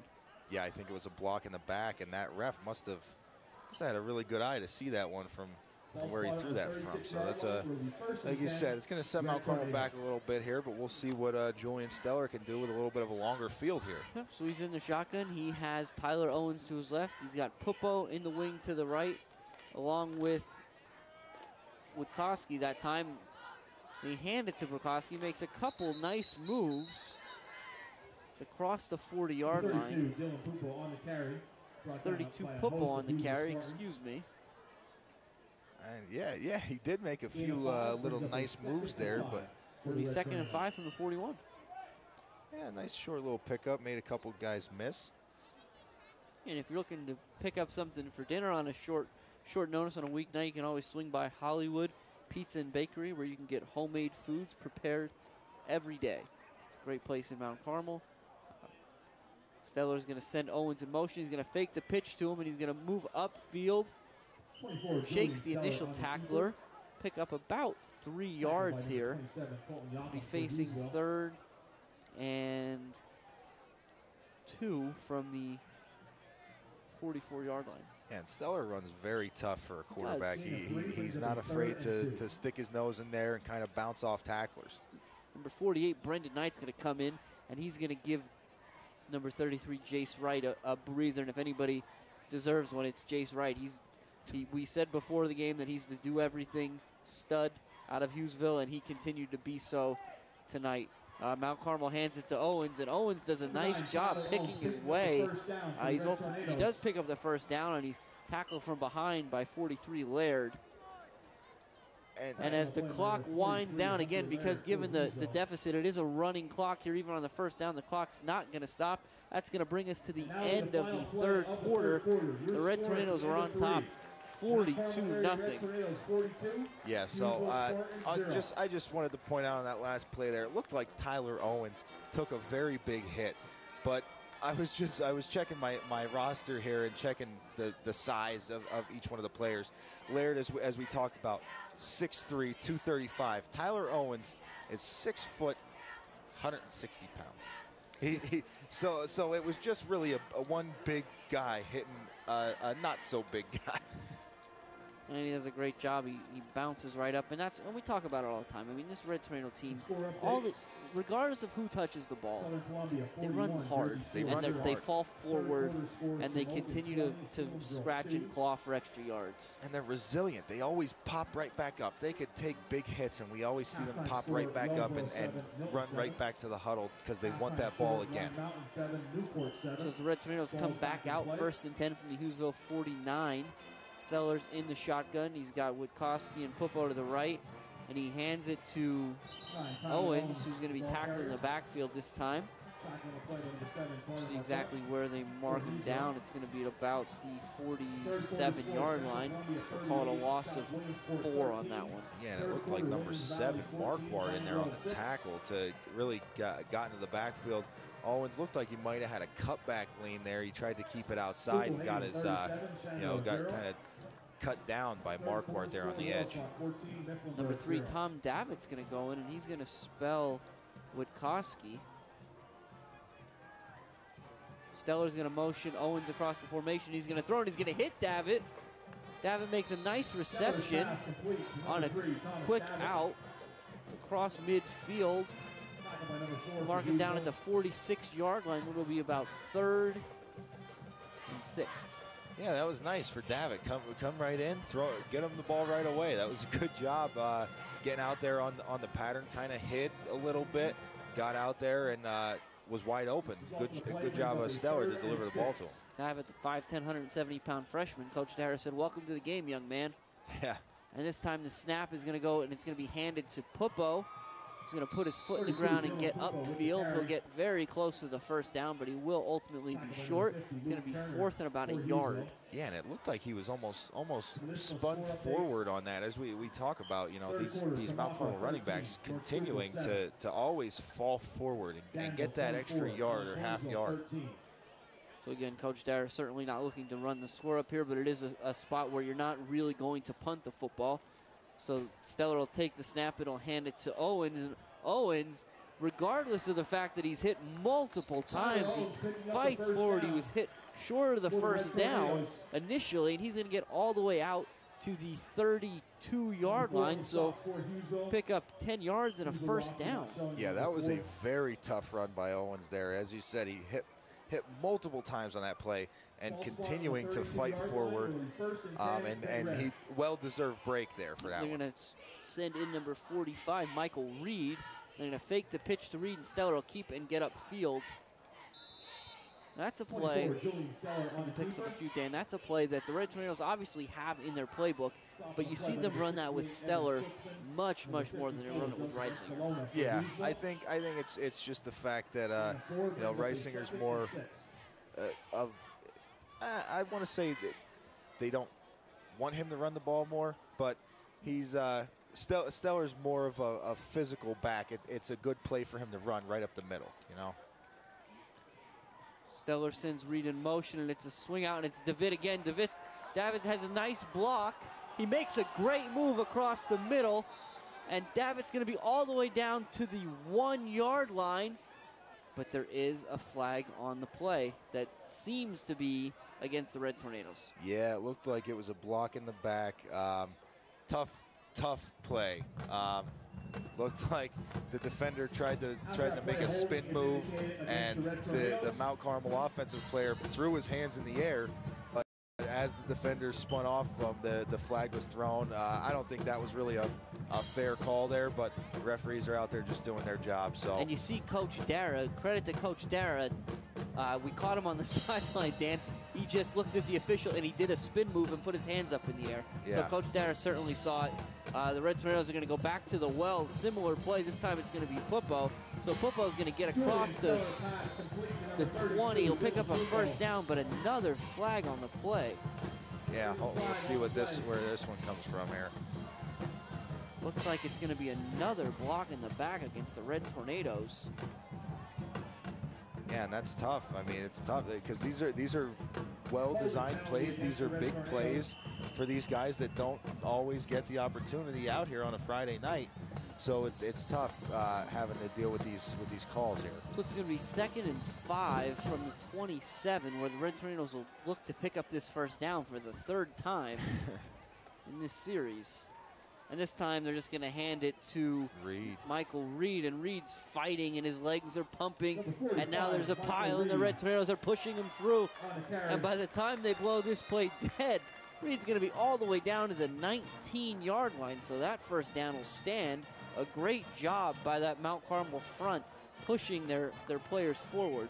Yeah, that was a very good job by, as you said, by Reed to continue to keep his legs pumping, but then pretty much the rest of the team getting on Reed's back and pushing him forward to keep that pile moving. 7:40 and counting left here in the 4th quarter at the Silver Bowl. Mount Carmel on top 42-0, and Stellar rolls out looking for Pupo, but he's going to overthrow him. Yeah, that's a tough pass there for Stellar. As you said, he rolling out, got that one out there, and it was a nice ball, just a little high, still a little bit high. And it's an interesting concept. I was talking about this before the game, Dan, where the Red Tornadoes, again, on paper, big favorites tonight, and they certainly came out and performed as such. But the Red Tornadoes are an interesting offense where if they were, in fact, trying to pour it on one way or the other, as Stellar fakes the pitch and runs upfield, he'll stay at the line of scrimmage, they really would continue to run it. So it's kind of the opposite of a lot of teams. Mount Carmel throwing the ball is their way of essentially working out their offense, and while they do it very well, it's the 2nd most effective thing they do offensively. Yeah, and I agree with you. As you said, that's one thing. You know, opposing coaches see that. Oh, they're still out there throwing. They're up 42-0. And they think that's like us trying to pour it on. Mount Carmel trying to put more points on the board. But as you said, this is a run-first offense. So them working on their passing game is what they need to work on. The Tornadoes are staying in their wing tee, and they're going to bring Pupo across the formation the same way they do Widener and hand him the football.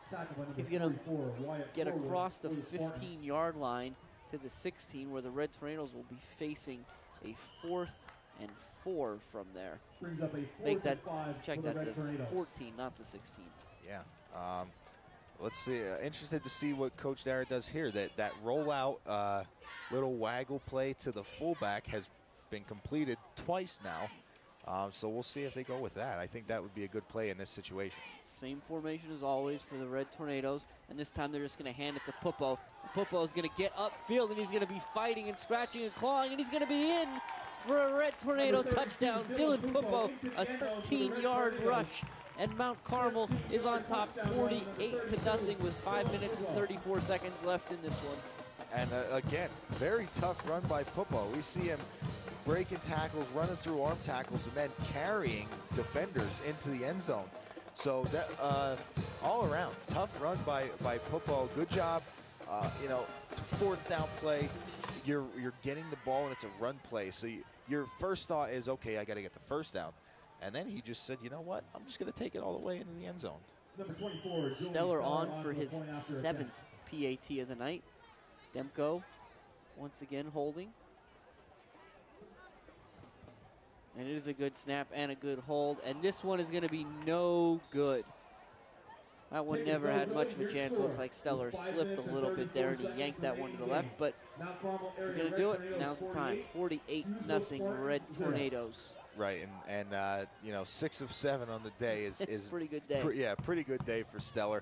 Plus, I don't like to give people excuses, but this is the first drive that Stellar's been out there pushing the whole team down the field as the quarterback, and then he has to come out and kick the PAT as well instead of being able to be on the sideline and warming up a little bit. Well, and I think too, Dan, if you look from where we're standing and you look around the area that he was kicking from, that is a kind of a dead spot in the field. It goes down a little bit, so I certainly understand why he may have slipped there.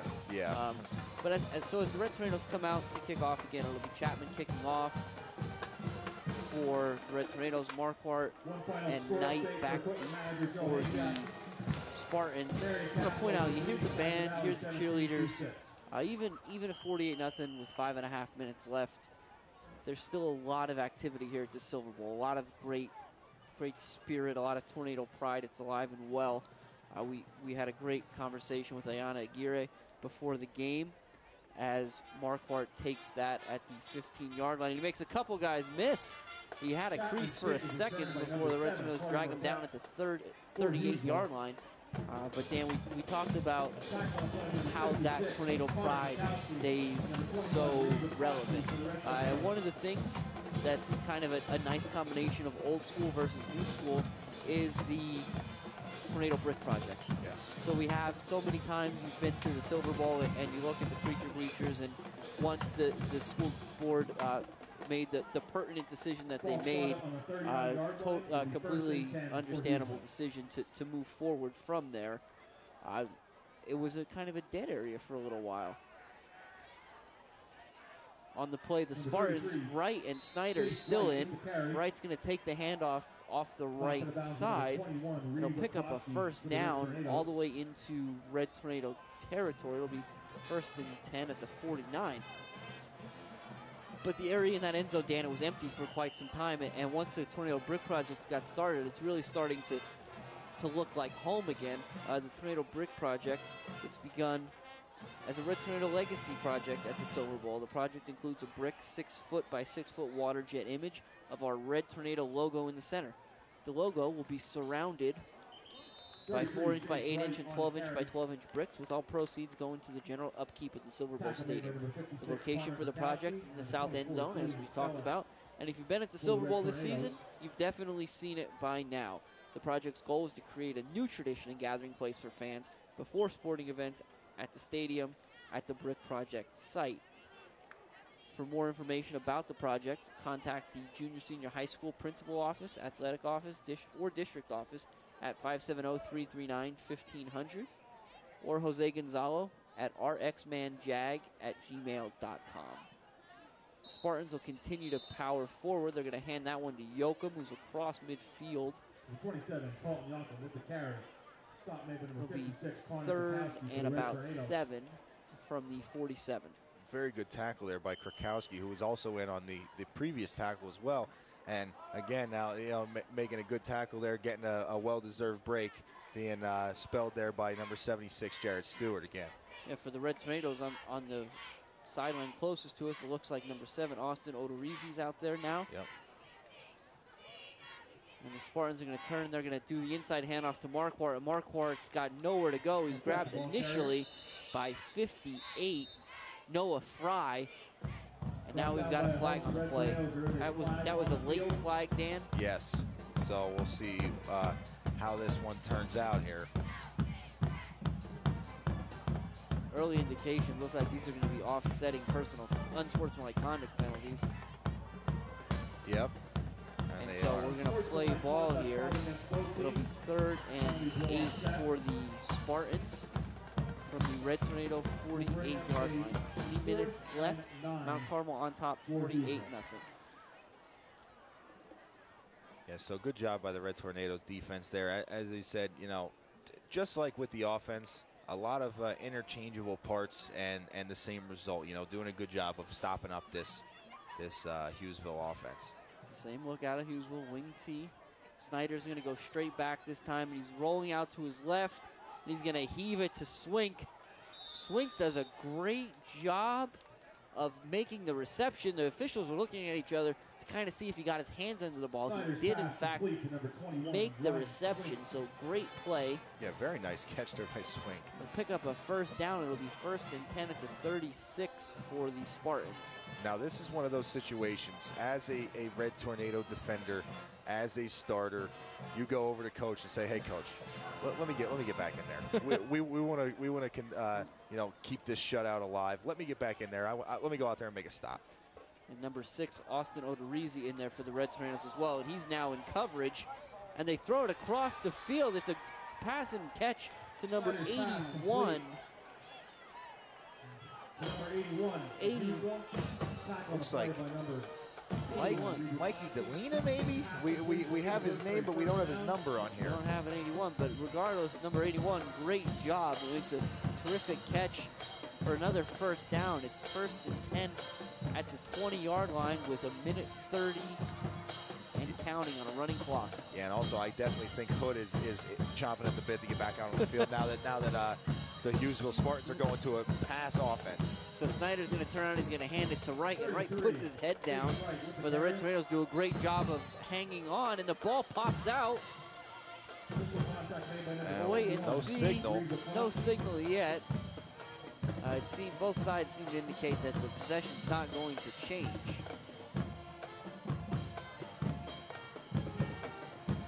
And it is going to continue to be Spartan ball. Little conversation about that one there, though. Wasn't sure what was going to happen. It was curious. That clock moving again. 2nd and 7 for the Spartans. Snyder under center. He takes the snap and he's going to fake the handoff to Yoakum, and he's going to go down. He's dragged down in the backfield. Multiple Red Tornadoes in the area. It looked like Connor Krakowski along with Jared Stewart there on the tackle. That's who I saw in the initial impact there. I think those are the guys that kind of took that one down, and that might be the play that kind of seals the deal here for this shutout for the Red Tornadoes. Now we'll see. They're going to get another play off. 2nd and 10 from the 20, but again, 28 seconds and counting left. Snyder's going to drop straight back. He's under pressure. He's rolling to his left. There's a lot of Red Tornadoes there. There's two. The ball is out. It's fumbled, and the Red Tornadoes, it looks like, are going to come up with that one. The initial contact was 56. Connor Krakowski again with help from 76, Jared Stewart. Again. And it looked like number 58, Noah Fry, falling on that ball, and that is going to be Red Tornado football. And so even on the change of possession, the clock is not going to stop here. So we're going to run this clock out. That'll be the last play that we bring you tonight from the Silver Bowl, with the Red Tornadoes going home a 48-0 victor over the Hughesville Spartans. So Dan, we saw a lot of things tonight. I think the number one thing that we had mentioned early on is the Red Tornadoes, they handled business. They stayed in the game. They didn't look ahead to next week.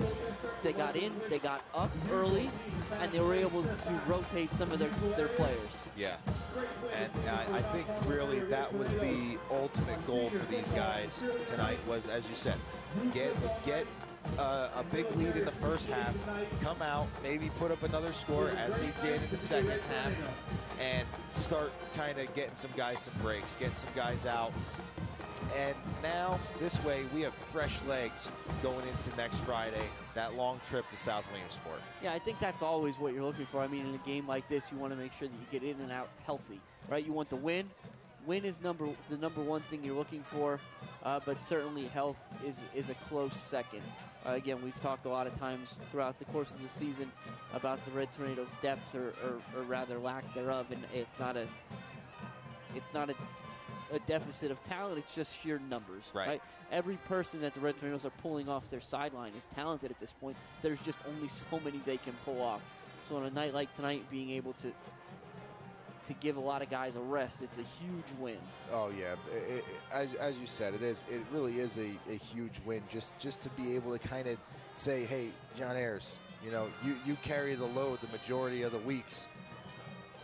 Go ahead and take the second half off, And as we wait here, Jose is getting himself situated. He'll have some live stats for us to the minute, as he'll give you the disclaimer that these are not the official stats, but he does a pretty great job of getting them on the fly. I don't know how he does it.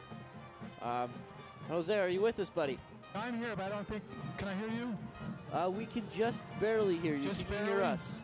Yeah, I can hear you fine. All right. All right, we okay? Yeah, what do you have for us here, Jose? Okay, for Hughesville, 32 rushes, minus 26 yards, 3 of 6 passing for 32 yards. Gives them a total offense of 6 yards and 5 first downs. Ooh. For Mount Carmel.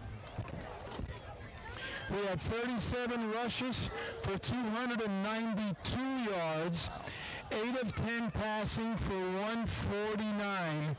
Total offense of 441 and 16 first downs. And you saw a lot of guys play, and I think that was the plan tonight. Danny, John, to it at Supper Club, and he did just what he said. Yeah, he definitely did. As we said, you know, we wanted to get the big lead early. Wanted to have a pretty balanced attack, throwing, passing, everything that, as you said, everything that Coach Dara talked about at Supper Club. He was really able to get it done, and the team executed well tonight. Yeah, they really did. Another thing that stood out to me was Julian Stellar kicking the ball. 6 consecutive, 6 out of 7, and he was a little down on himself, so I think this is going to go a long way with the confidence. And he also had a good game at quarterback. You know, a lot of those plays were called back, but the ball carrier gets to the spot of the foul, so 2 completions. He got in there. That doesn't look like a completion when you look at where we were. So he had a couple completions tonight, and we moved the ball real well, and everything's good. It's the way it's supposed to be. Yeah, Jose, one of the things we noticed was, especially late in the game, Mount Carmel started, swapping out some players, but Hughesville didn't seem to do that. So the Red Tornadoes 2s really held their own against the Spartans 1s. It's a great sign of things to come for this program. Oh, you're absolutely right. I think Dylan Football ran real well. Noah Burkowski looked really good running the football. Michael Reed had a great run. Julian himself did a great job. David caught the ball real well. And this is with the benefit of not even having JV games. So I can credit to them. It's a real good job. Yeah, it was a great opportunity tonight for the Red Tornadoes. Again, we talked about it early. On paper, it looked like this might have been the way it should go, but you don't play the games on paper. So to see them come out early on and really take control of this game, it was a great sign of how Coach Dara is preparing these guys during the week. No, you're right. He's doing a great job, and I think they're starting to buy into what he's selling, and I think it's working out real good. Next week, guys, we go to South Williamsport for the 3rd consecutive year. It'll be our 4th game with them only, and we're only 1-2. So I think we want to even this thing out, and hopefully the score that I heard tonight, hopefully we can do that too. That's great news, Jose. Well, we're going to get out of here tonight. Thank you so much for the stats, as always. Thank you, guys. Thanks, Jose. We're coming to you from the Silver Bowl, where the Red Tornadoes moved to 5-2 on the season with a 48-0 victory over the visiting Hughesville Spartans. As Jose mentioned, next week we will be at South Williamsport. Dan and I will be there. We hope you are too. Have a great night. Thank you. Thank you.